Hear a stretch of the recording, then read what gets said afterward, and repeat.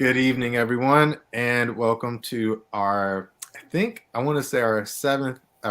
episode of our roundtable, but our first episode of Toxicology.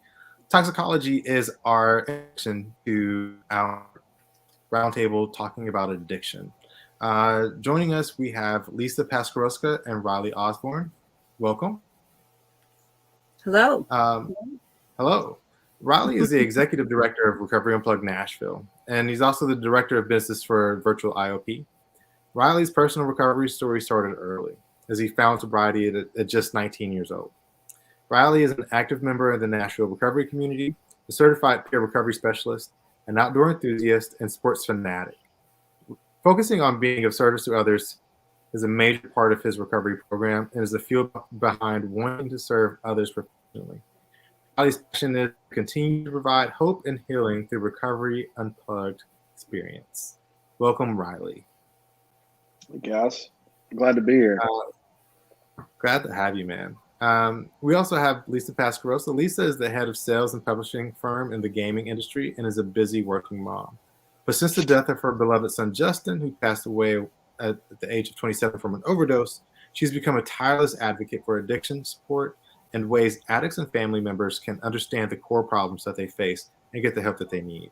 Lisa, welcome. Thank you. And then we also have Jason. Jason is a filmmaker who works as a videographer for Recovery Unplugged. Jason is an alumnus of the Recovery Unplugged who got clean in 2016. Jason currently has 5 years of clean and is active in the Austin, Texas recovery community. Jason has spent the last 9 months working on the Justin Enoch story in hopes to educate others on addiction whilst being able to share his friends Justin's legacy. Jason, welcome. Thank you. Glad to be here.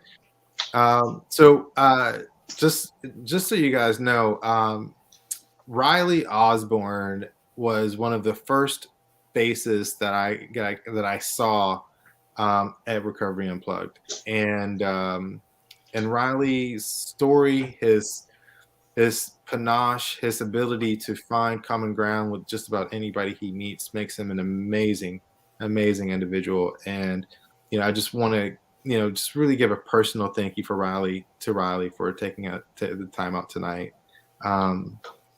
You could have been doing a lot of other things, but I'm glad that you took the time out to do this with us. Absolutely, of course. And then I've been I guess I've been involved in one way, shape, or form with Justin's story since I've been here, I guess, for a while now. And getting to meet Lisa has been an honor and also a privilege. Understanding addiction is always something that it changes for everybody who encounters it. Addiction is the same disease, but it expresses itself differently throughout different people and through different families. And what you do with that experience really kind of determines whether or not if you let addiction win. And Lisa has decidedly not let addiction win. So Lisa, thank you for your bravery and your support. Thank you so much for saying that. Thank you. And telling stories and talking about addiction can sometimes be difficult. It can sometimes be a monumental task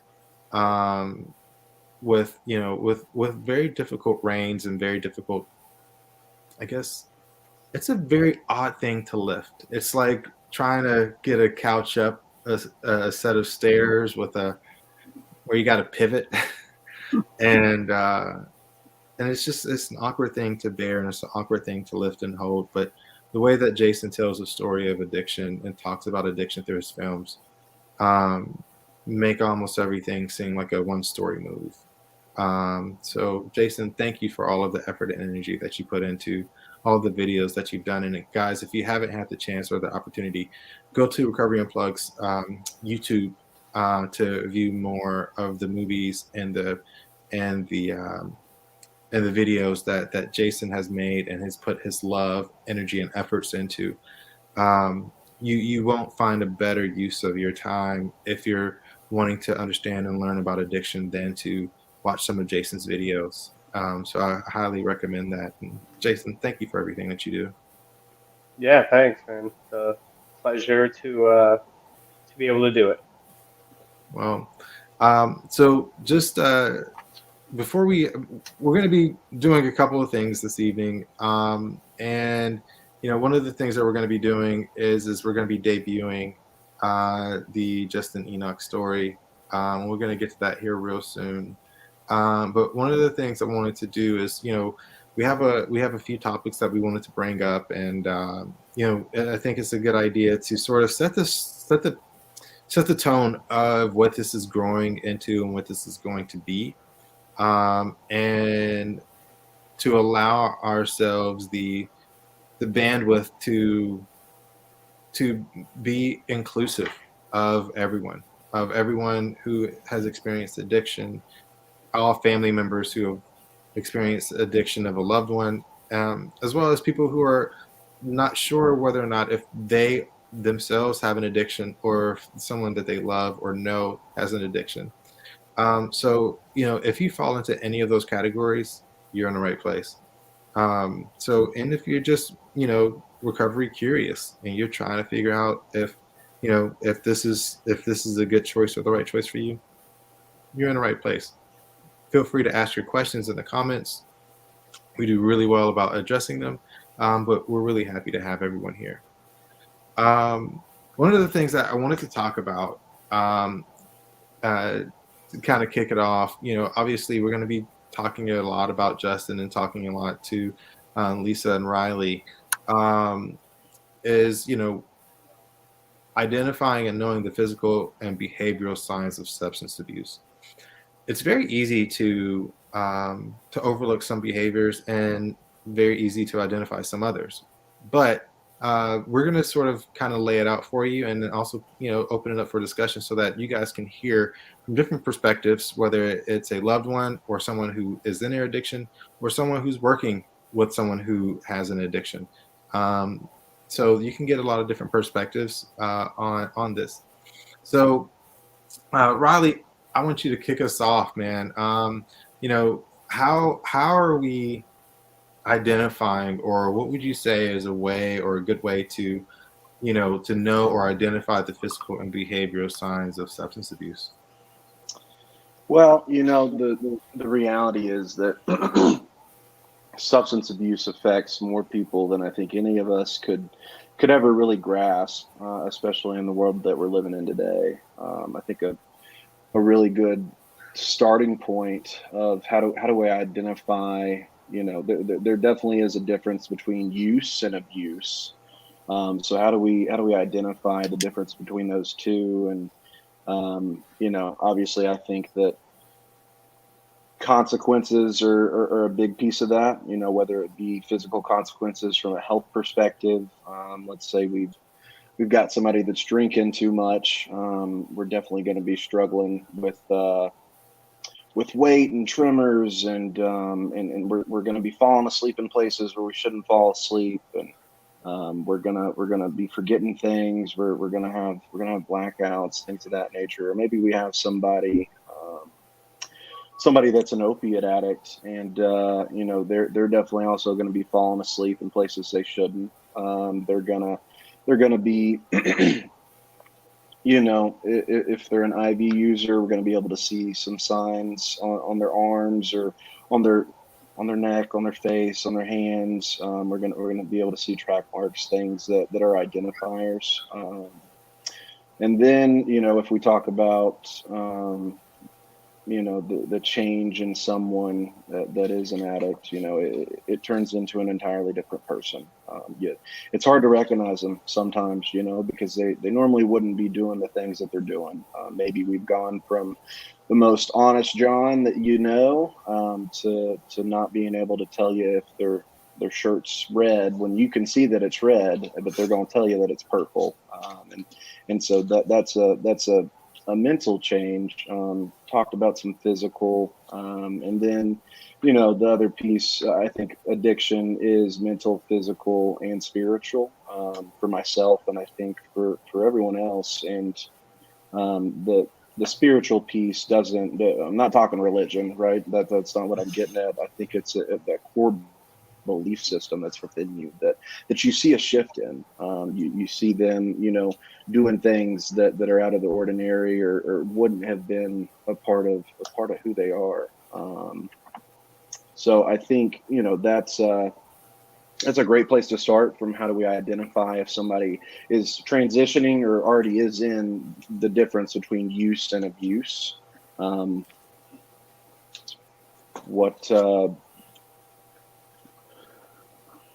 We could keep going. Promises made to stop, and the inability to.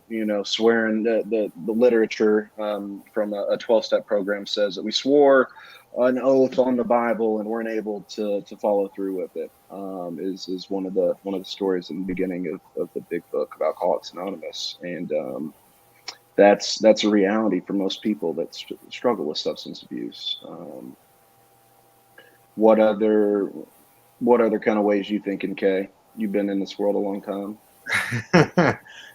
I'd say that, I think like one of the biggest signs for me, or actually I want to say for me, one of the most commonly answered questions, or the way that's answered, I always ask when I'm talking to somebody, when did you realize that your loved one had an addiction?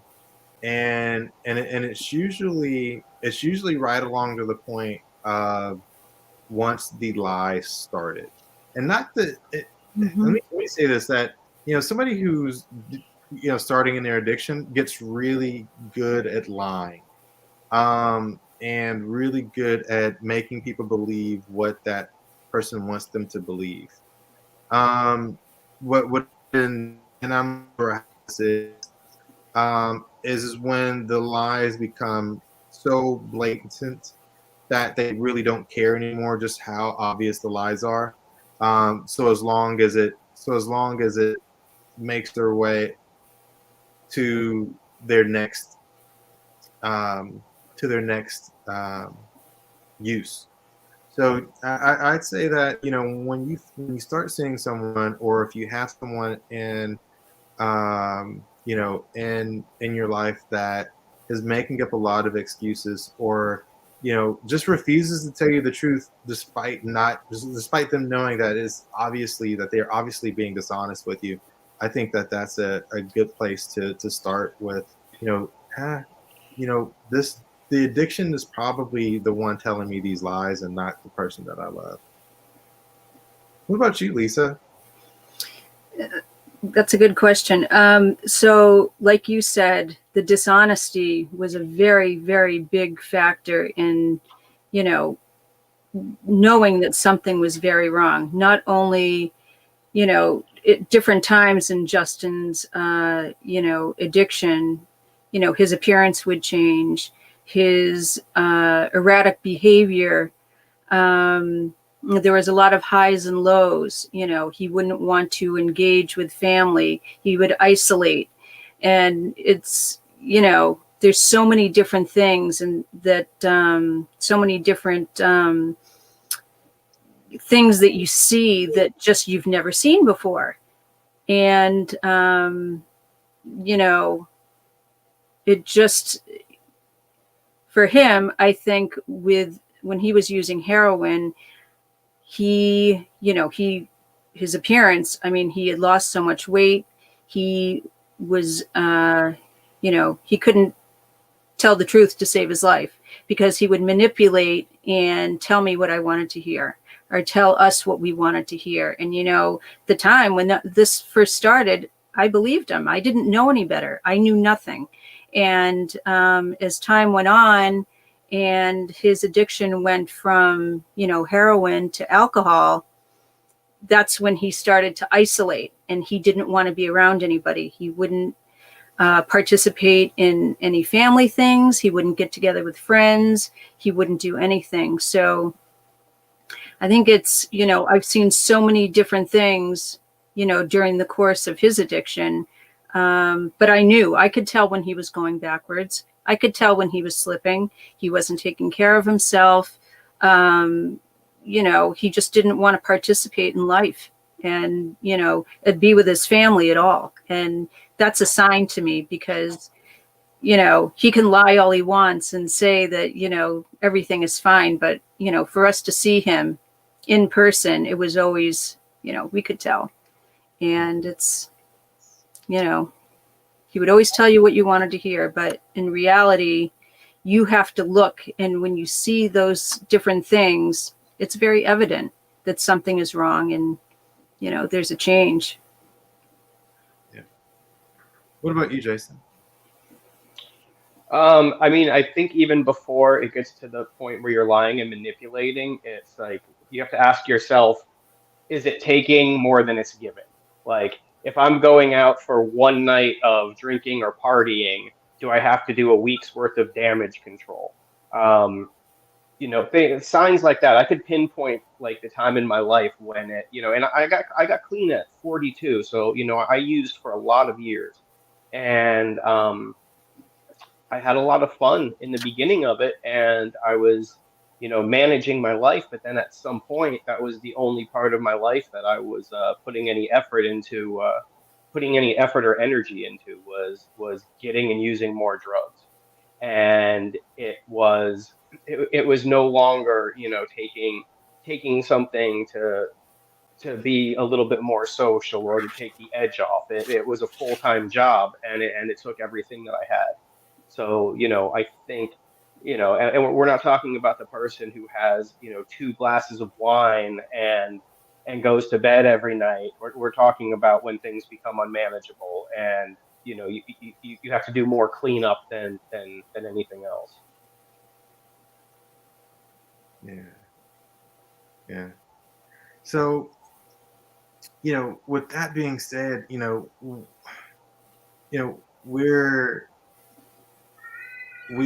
we've identified the addiction, right? And we've said, oh man, you know what? This is starting to look and sound like something that's really concerning to me.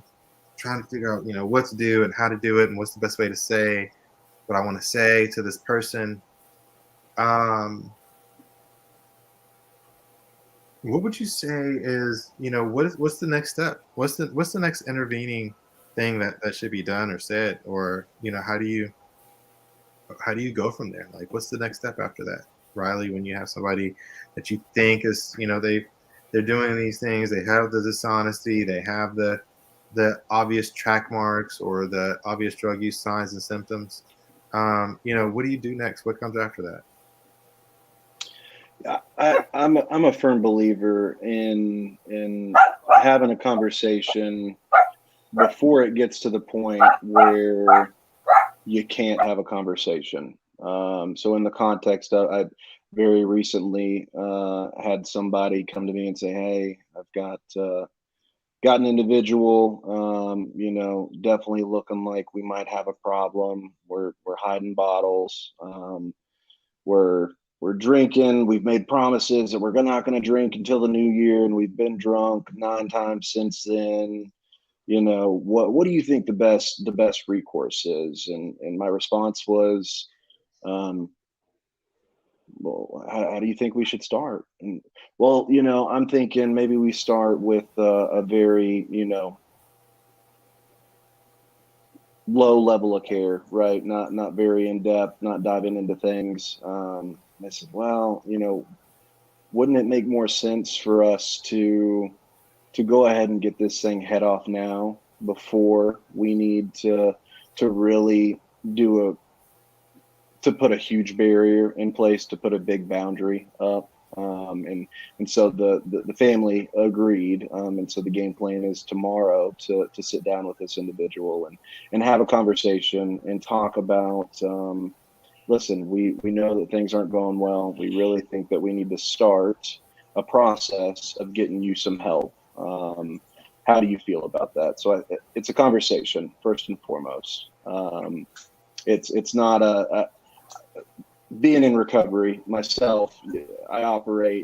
Unfortunately, I operate this way. If somebody looks at me and tells me to do something, I'm normally going to do the exact opposite. That's just kind of how I roll. I'm much better at it today after having a little bit of time of having to live differently. But the reality is, starting the conversation and helping them, walking them to a place of being open to change, right? Because that's what has to happen. We have to get to the point where maybe something can be different. The contemplation stage of change is the objective in that first conversation, and when someone's ready for help, jumping on it, doing it immediately, because with addiction, if ego is down, if it's been beaten back, right? Ego is something that everybody on this earth struggles with, right? But for substance abuse individuals, the minute that ego creeps back up, we don't need help. We don't have a problem. It's not that bad. And the reality is that's their disease talking to them. That's not the individual. But sitting down with them, having the conversation, if they're open to getting help, then diving into it immediately, not waiting for the weekend, not waiting until we've got some more PTO for work. It's immediate, because if we don't do it immediately, then we might miss our chance. And then if they're not ready for help, the reality is that we're meant to love our loved ones, but we can't love them to death. I think that's really important. Holding the boundary in place, not enabling, not allowing them to get money from you, to have a place to sleep at night if they're actively stealing from you, or they're actively doing dirty deeds, right? Really just putting a boundary in place, because without consequences, most people wouldn't be sober today. I can say that for myself. I think Jason would agree with that statement. But consequences meaning some things that are put in place to stop them from being able to continue the behavior that they're actively doing. But doing it from a place of love, doing it from a place where they know that it's not meant to hurt them. It's meant to protect them. And not, I'll say it again, you can't love your loved ones to death, because that can happen. And that's, it's a very tight rope. But I can tell you that my recovery experience, as well as my professional experience, putting boundaries in place, healthy boundaries that people must adhere to, right? Not can, but must, is something that will save your loved one. That it will save their life. And unfortunately, that may not be enough sometimes, right? Like there is no piece of paper that I can hand you on how to exactly go about this conversation, because every situation is different, every individual is different, everybody's life story is different. So going about it in a way that can be heard by the individual, not the disease. You got to talk to the human behind the disease that you do know, that you do love, that you have been able to see, and remembering that they still are there, even though the disease is present and it's active and it's right there in your face and it's a big ugly monster. The human is still there behind the scenes. You just got to be able to speak to that person, the true individual. I think identifying, separating the addiction from the person is key to the initial approach. Everybody who, no one wants to find comfort in resentment, right? And that's often what our emotions grow into, is that we've been stolen from, we've been lied to, we've been taken advantage of, and that creates this feeling and this difficult barrier to get over for families.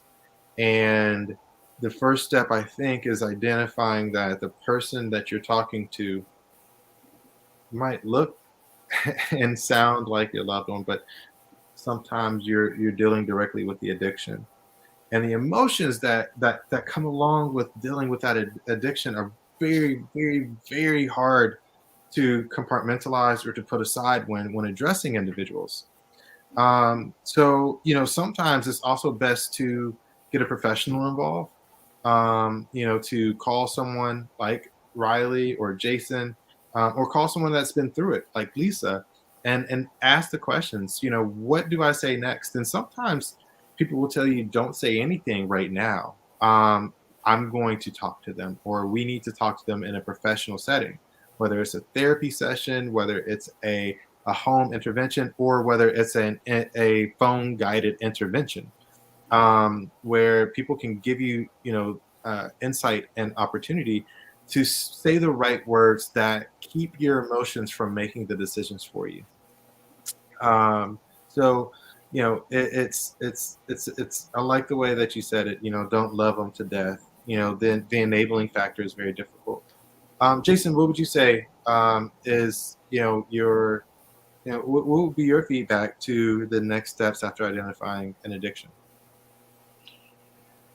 Definitely meeting somebody where they're at, because it could be a volatile situation trying to intervene with somebody's drug use, because more often than not, this is their favorite thing in the entire world, and you're telling them this is the one thing that you cannot have anymore. You cannot do this anymore, and that for an addict, when I would come to those crossroads to be like, I could go to treatment, I could stop this, I could get my life back together. It was terrifying, because that was the only thing that I knew was certain, was the way the drugs were going to make me feel. There was a comfort in that. Real life is scary for somebody who's been numbing for so long, and that's why it's really important to, like you were saying, ask questions, get feedback. Don't don't let your emotions always be at the forefront of it when you're confronting somebody, because of course you're mad and you're hurt. You don't understand, why the person you love is choosing this path of destruction, right, over a seemingly good life. But and knowing that I knew, and I tended to surround myself by people who had solutions even before I was ready to listen to them, because you just I had a lot of friends from the street who got clean quite a few years before me, and I saw what they were doing, and these were like no bullshit people. These were people who used like I use, who straightened up so much that they just were like, they were different people in a positive way. It wasn't the different person that you would see if somebody drank too much or was using drugs. It was like this clear-headed and just like this lightness about them. And they just seemed more confident, and they didn't seem angry or reactive. And that was really attractive to me. So once I started, even, I mean, I remember making my first call to my friend Kirk. It was probably about 7 years before I ultimately got clean, and I called him, and I was just like, "Man, I'm not doing so hot." And he's like, "Oh, I know, like I definitely know you're not doing so hot." And I was like, "Man, what do I need to do?" And he was like, "Just call me anytime you feel like this." And it wasn't like, "I'm gonna come get you right now. We're gonna take you to treatment." But he was just saying, like, when you're ready, I got you. And it's really important to just surround yourself by those people, even if you're not necessarily ready.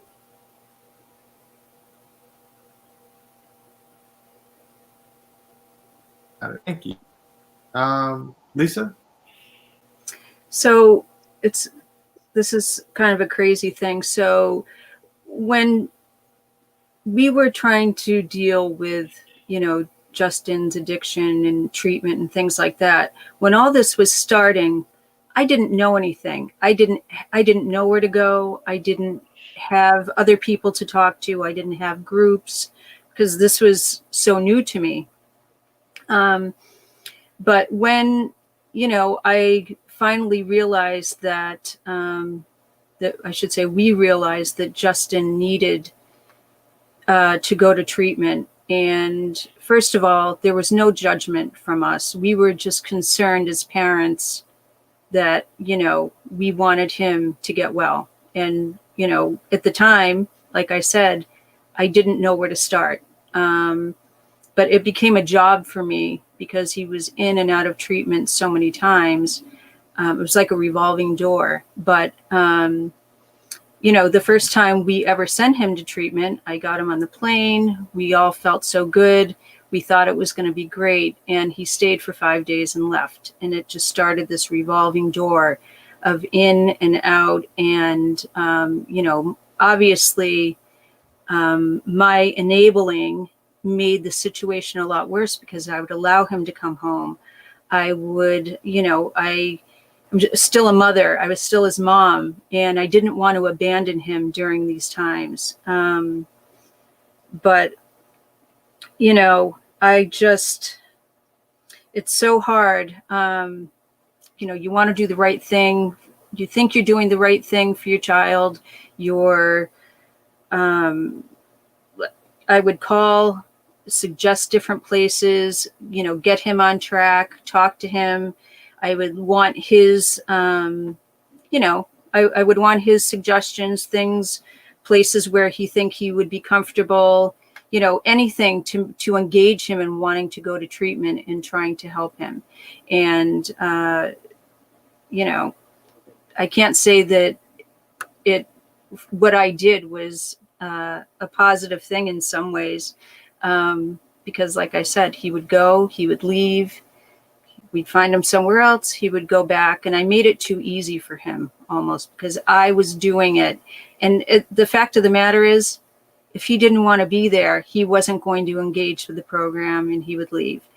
But again, I would always want to make sure as a mother that he was being taken care of and that I didn't want him to feel like he wasn't loved or that we didn't care. And ultimately, thinking back on, a lot of the things I did and how I handled things, I blew it. I blew it, so to speak. Because enabling and having consequences for certain actions, that's all well and good. But if those things aren't working the way you're doing them, it's very hard. You can never stop being a mom, and especially Justin and I were so close. You talk about loving your child to death almost. In the beginning, it's exactly, I was enabling him so much that I think that's why the cycle kept happening. But it's very hard to think back on, and you always wish you could have done things differently. Because I know so much more now. I wish I had known back then, and I would have done things, like I said, a lot different.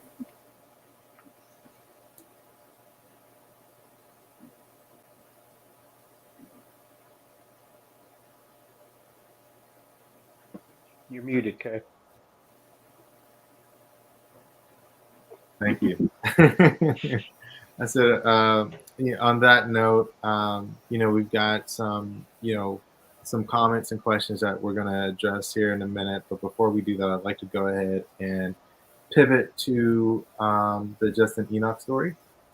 We've got a lot of people watching, and we've got a lot of people who probably want to hear and watch. So let's go ahead and get that loaded and good to go.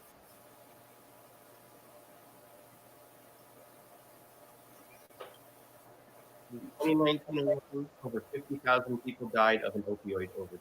But this is not about the opioid epidemic. Justin Enoch was just one of the hundreds of people who lose their lives to addiction each and every day. Justin Enoch was more than a statistic. He was a son, a brother, and a friend. Justin Enoch was also my friend. Who is Justin?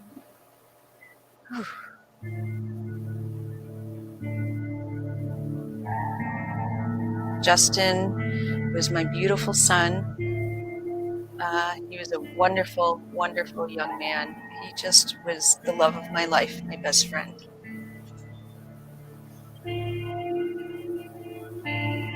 Hold on, I need a minute. Sorry.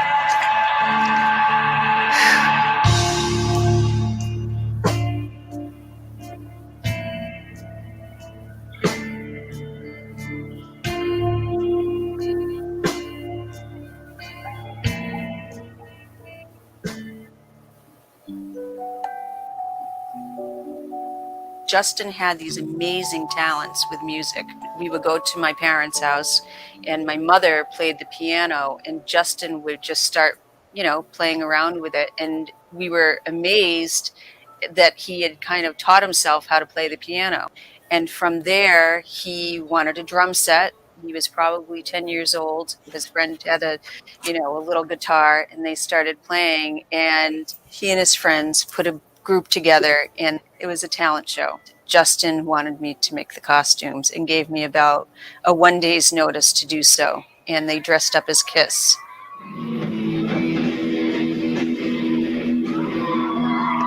Although he was embarrassed, everybody laughed at him, but he proudly went up there, did all the moves. I was so proud of him because that's where he shined. As he got older, people really started to notice.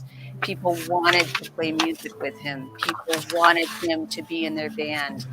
Justin had a million friends. To this day, I still am so connected with so many of his friends because they were a big part of, my life too.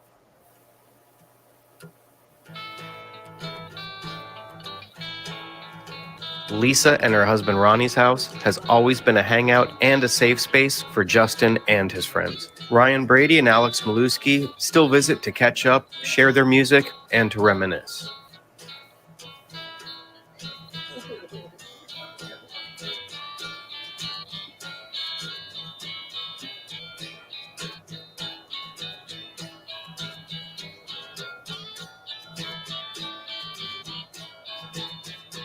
He was the kid in school who, he would do something to make everybody laugh. And of course, he would get in trouble for it. We were in like 6th grade.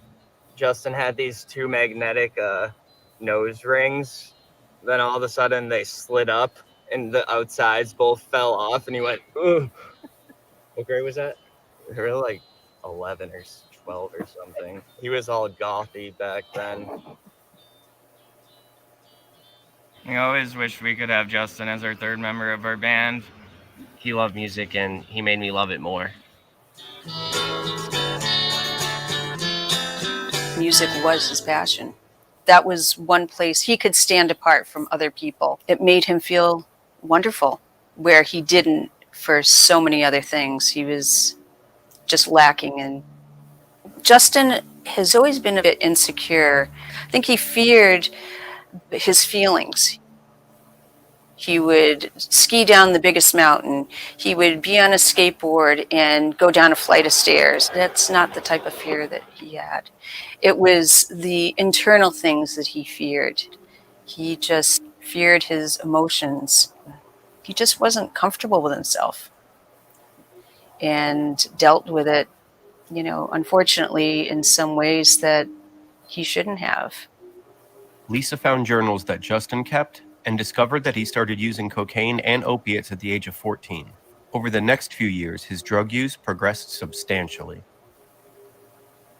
Olivia DeFonte is a longtime friend of Justin that witnessed the progression. When Justin first started doing those sort of drugs, like people were casually doing it, and I saw it, and I was like, you guys are fucking idiots. But then it really got more secretive, where it was like, nobody was doing it at the party anymore. I think that's kind of where I knew something was like really wrong.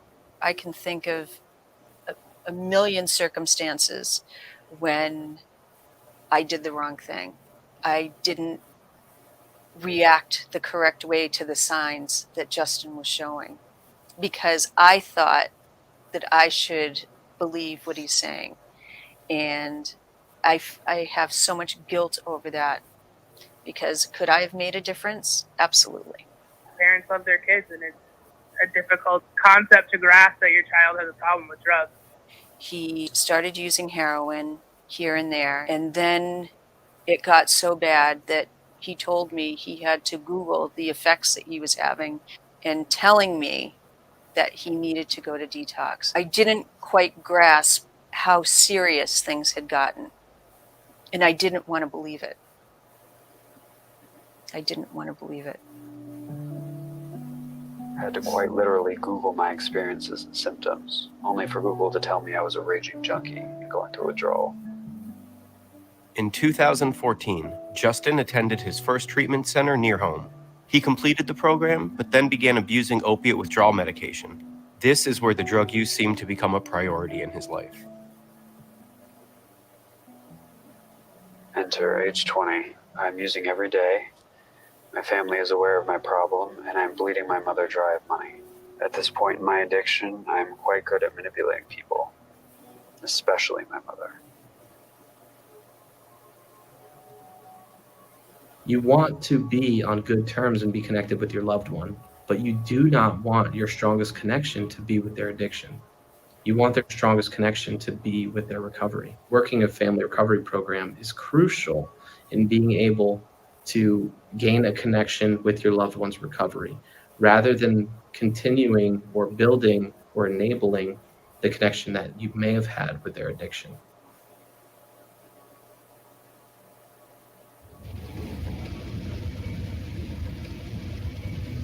From there, we sent Justin to rehab out of state.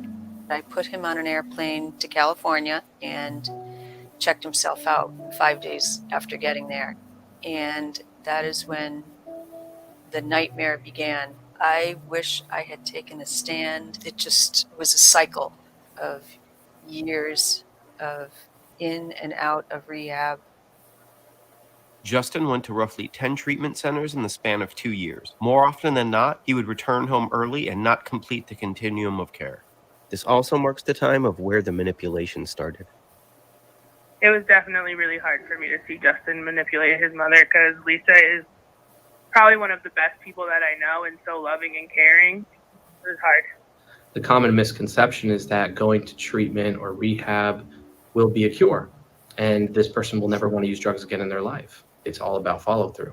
If a person doesn't follow through with the aftercare plans and the coping skills and relapse prevention techniques that they learned in treatment, it is then likely that a person can relapse after treatment, which could potentially lead to going back into treatment.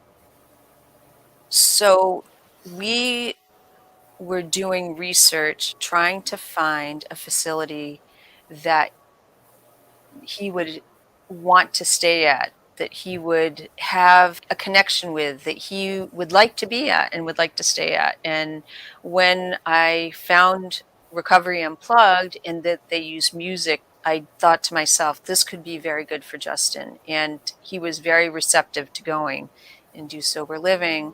You know, the music, the therapy, just connecting with good people. It was just something where Justin enjoyed it and was successful. I just found out my friend Ben has overdosed and passed away. I'm currently leaving treatment. I just want to go home. I want to see my mom.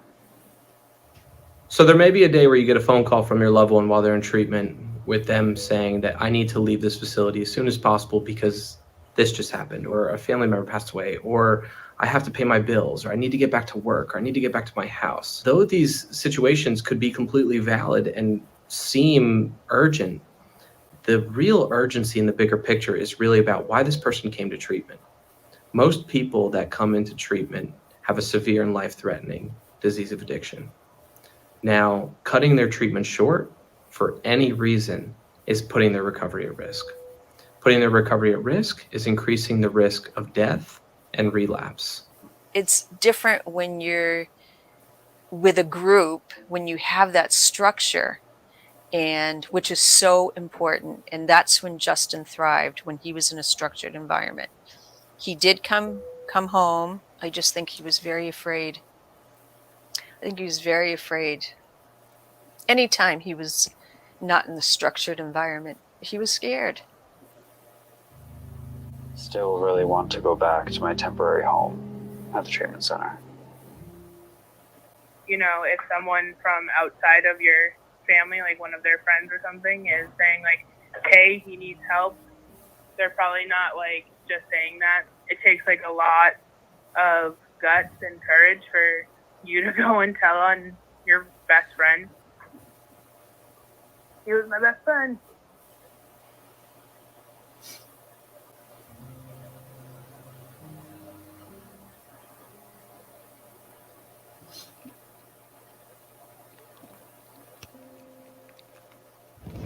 What are we, like 20 minutes from 15, 20 minutes or more.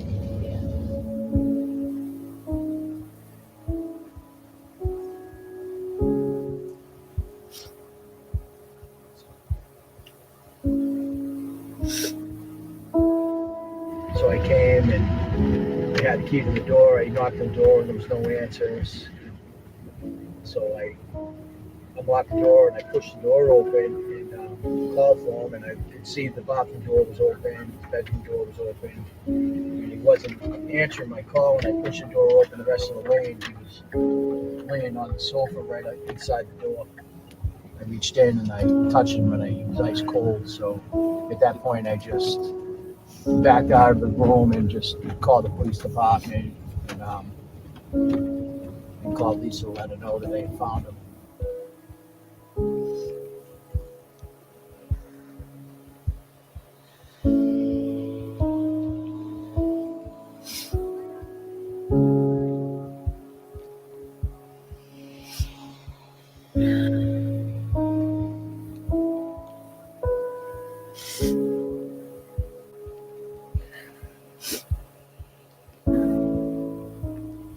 That was the first time I've been there since Justin passed away.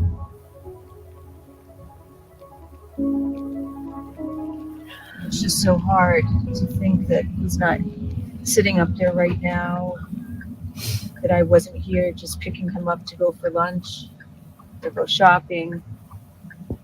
I still can't process that he's not here.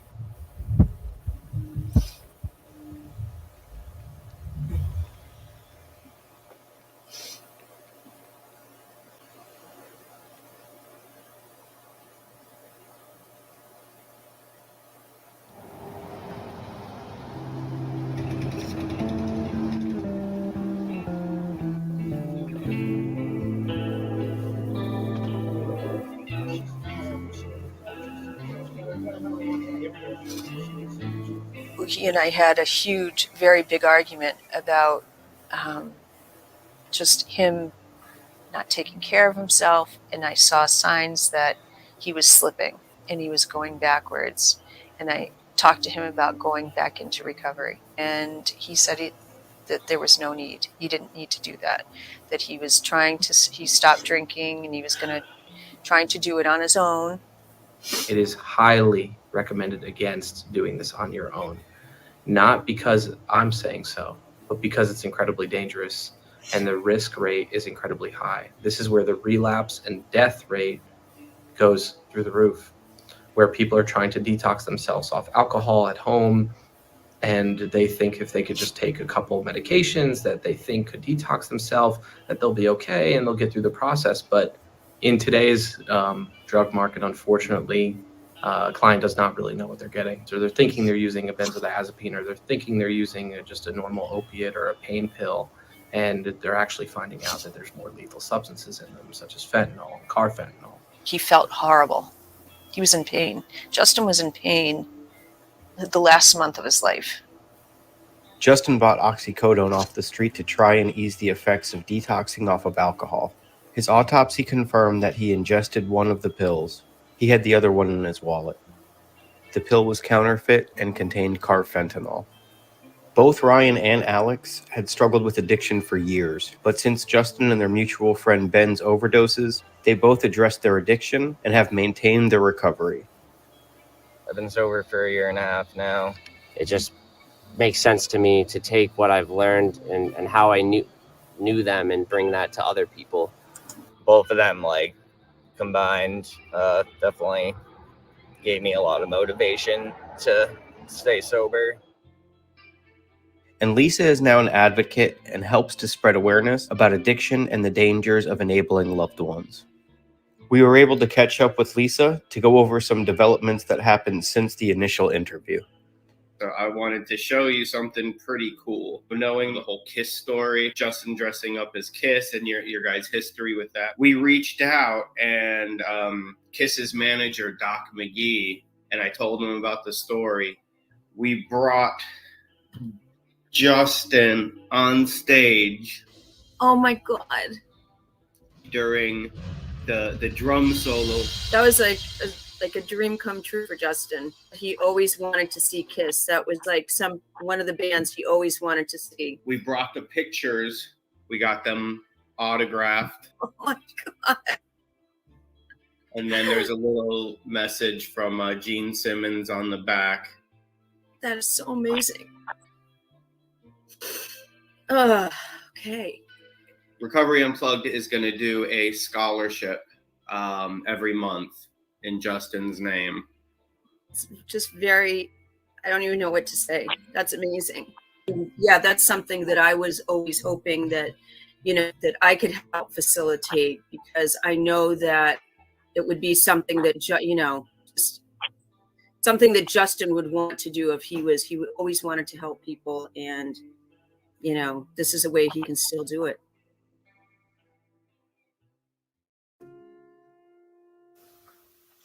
He was a big part of so many people's lives, not just family, but friends. As a parent, if you see any signs of drugs or alcohol, the worst thing is enabling. Don't be afraid to talk about things. Don't be afraid to talk to groups and learn more and educate yourself. Because in the beginning, I knew nothing. And when you reach out and you're not afraid to ask questions and not afraid to ask for help, or not afraid to talk about it, that is the absolute best thing.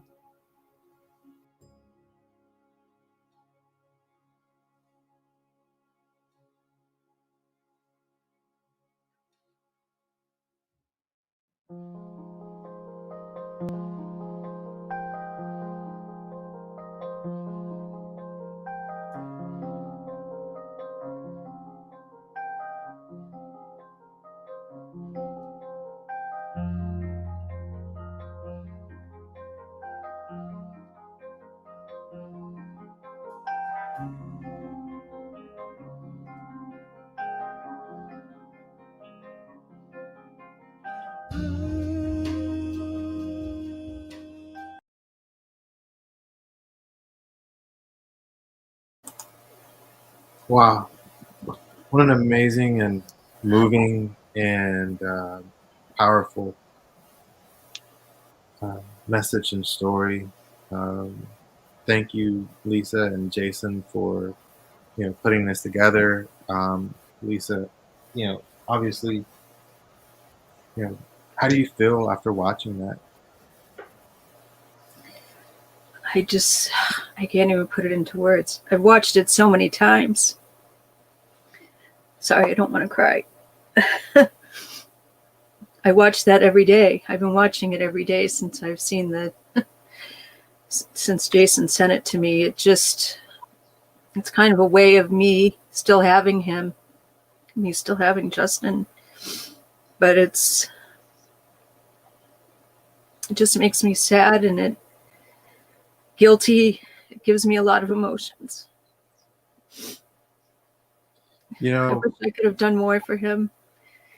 And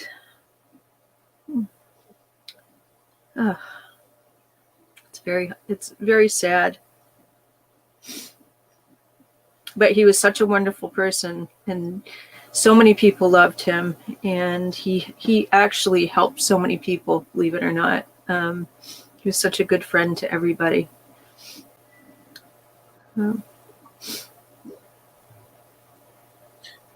I'm sure that there's somebody who's watching that, or who watched that Justin's story has saved a life, right? And that's the hard, right? That's the prickly part of the hug. That hurts to hold on to or to squeeze tighter. But to know that after something so tragic, something beautiful can come of it. And there's never a good explanation as to why some and not others. why me and not them, or why this person that was loved versus this other person. And there's a there's a way to say this, right? And I think that it's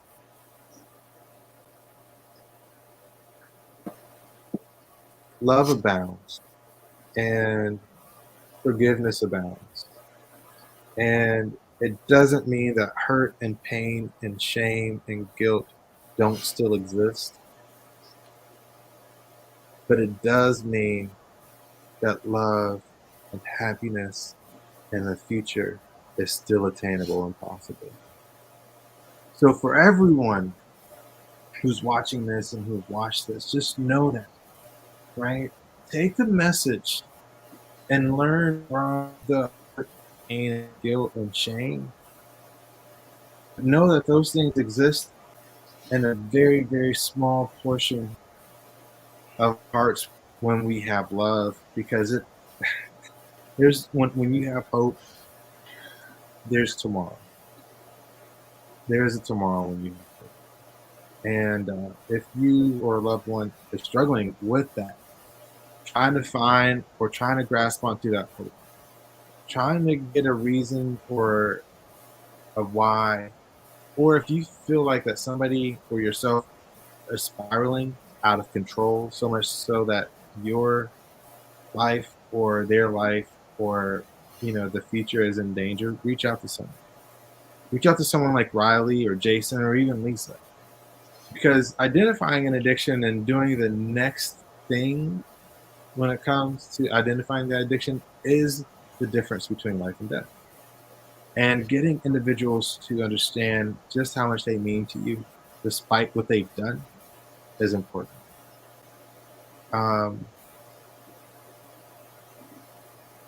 Riley, I want to go ahead and give you the final word for this evening. It's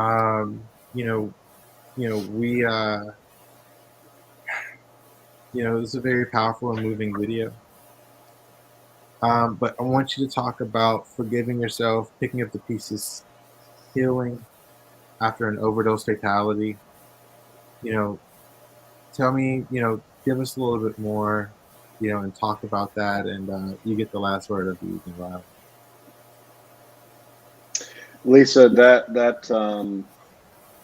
touched home for me, and I can tell you that everybody's life. But before I answer that question, okay,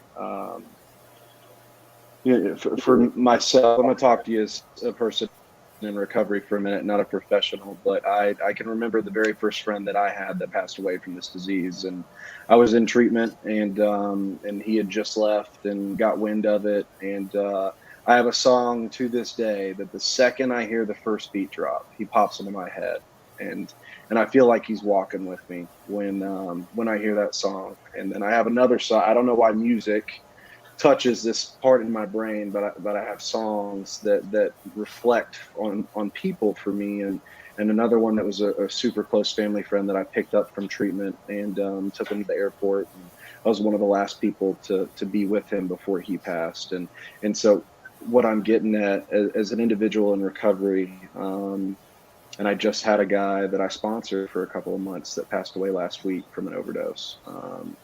And I don't have a song for him yet, but I'm sure it's coming. That's a part of my grieving process, if you will, that I can still hold on to them with a song the same way that you're doing with this video. And I use their story to help other people. That's a fact for me. I allow what they gave me to touch another life, and so they do live on within us is what it comes down to. I think are they here on this earth with us anymore? No, they're not. And that's never going to be an easy pill to swallow. Acceptance is not something that I've ever been great at. It's something that I try and do. But if I can use an experience I had with someone that has passed because of a drug overdose, or maybe they drank too much and they got in a car accident and they were driving drunk, or something went bad in a drug, whatever it may be from addiction, right? If I can use that to help another individual, then their legacy lives on. And I think that's beautiful. And that's what I try and do every single day that I go to work. Whenever I'm sitting down with somebody that's struggling, that's not sure if this is for them, that needs some hope, like Kay just got done talking about. I try and take these pieces of people that I got to see that didn't make it, unfortunately, and I try and bring them into the conversation, right? Use them as an example, because what I see pretty often with people that are in the beginning phases of getting started on this recovery journey, because it is a journey. It's there is no, you go somewhere for a couple of days and then all of a sudden you're cured. If that was a thing, I wouldn't be the man I am today if that's the way it worked. If there was a pill to fix addiction, then I'd have probably taken 2 in early recovery, just because that's the way that I rolled back then. But just being able to watch this video, Justin, I'm going to be able to carry him with me moving forward and use his story for somebody else. And that's beauty to me. That's why I show up to, that's why I got into this world, was to be able to help other people. And Kay, to answer your question, forgiving yourself, I think that I'm not a parent. I've got 4 dogs, and I love them like they're my kids. So if I lost one of them today, I know how hard that would be. But the reality is that addiction isn't something that I think we'll ever be able to fix with medicine, right? Just immediately. I don't think that's going to happen in any of our lifetimes, or within the next 100 years, right? So recovery is something that has to happen, and I can't, you can't, Jason can't, we can't want someone sober. We can't force someone to get sober. Sure, could we lock them into a room and not allow them to leave? Of course we could, but is that living? I don't think it is. I think that recovery is having a life that is worth living, and that's what I always try and tell people. I, speaking to you as someone in recovery, I didn't get sober to just read a book all day every day. I didn't just get sober to sit inside of a meeting house. I didn't just get sober to be on the phone with my sponsor 24 hours a day, 7 days a week. I got sober to have a life worth living. I got sober to have the connection with my family again. I got sober to be able to have people that loved Riley for Riley, not because of what Riley could get them or how fun of a party animal he was. Recovery is something that can't be given, right? It's something that you wake up in the morning and that is earned. And it's not a hard task. It's just doing some simple things each and every day. But picking yourself up, what does that look like for losing someone? What can you do? Being an advocate the way that you are is probably the number one way. God bless my mom and dad and my entire family whenever I was the first person to have a substance abuse issue, because they were in the exact same boat that you were, Lisa. They didn't know what way was up, what way was down, left and right. They were doing everything that they could. The reality is, if there's more people like you out there in the community talking to people, smashing this stigma that addiction is a choice and it's something that bad people do, the more people that we have in this world talking about that, the more people that we have as advocates for individuals that can't speak for themselves because somebody in active addiction is not capable of that, a voice for the person that is unable to speak up, right? The more people that we have doing exactly what you're doing today is what we need. And I think that by doing that, you are carrying on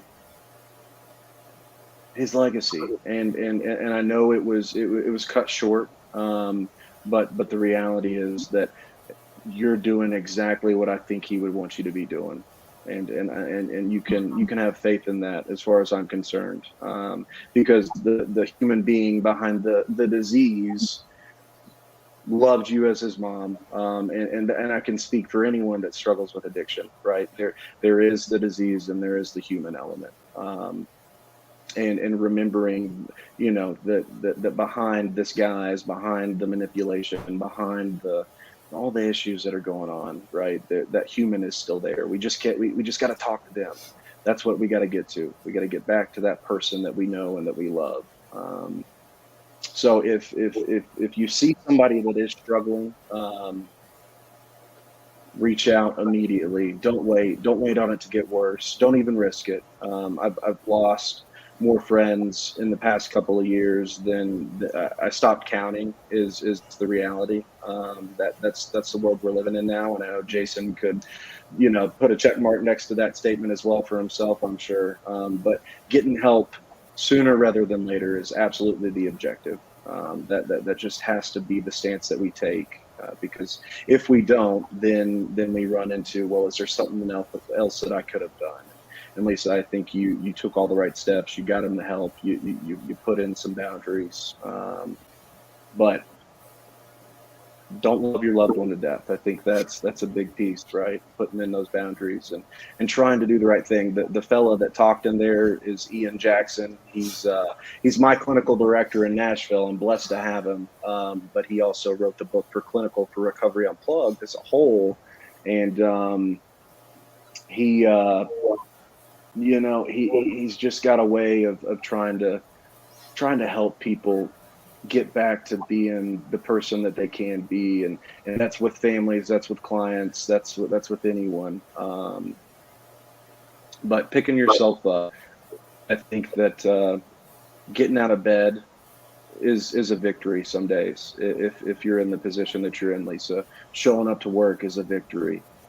Eating 3 meals a day is a victory, right? Succeeding in life doesn't have to be this grandiose idea of things, especially when we're dealing with the trauma that goes along with losing a child. The reality is that those small wins are huge victories. We're not trying to climb Mount Everest every single day. We're just trying to put one foot in front of another and carry that legacy and make a difference.